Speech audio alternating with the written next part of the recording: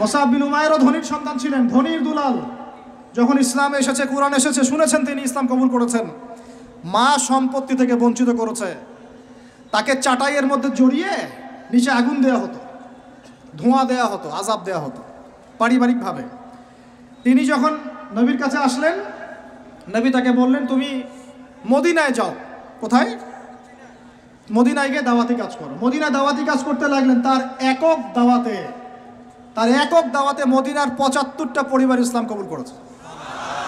এই যে মদিনায় যে ইসলামের আপনি জয় জয়কার দেখছেন, এটা মুসআব বিন উমাইর রাদিয়াল্লাহু আনহু দাওয়াতের একটা ফসল, আল্লাহ রসুলের দোয়া।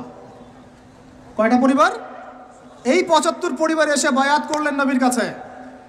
তারপরে নবী হিজরত করলেন মদিনায়। এমনি এমনি হয়নি, এগুলো প্রেক্ষাপট। ওই মুসআব বিন উমাইর রাদিয়াল্লাহু আনহু উহুদের যুদ্ধে শহীদ হচ্ছেন, তার গায়ে তখন ৫০টার বেশি তরবারের আঘাত আছে। কয়টা বেশি? তার মাকবারা ওখানেই আছে, দেখে আসেন। তিনি স্বাধীন। ওই ময়দানে যারা সেদিন ছিলেন, ওই শনিবার সকাল 10টা থেকে, ওটা তো শাওয়াল মাসের, তাই না? শাওয়াল না, রমজানের পরে শাওয়াল মাসেই যুদ্ধ হয়েছে।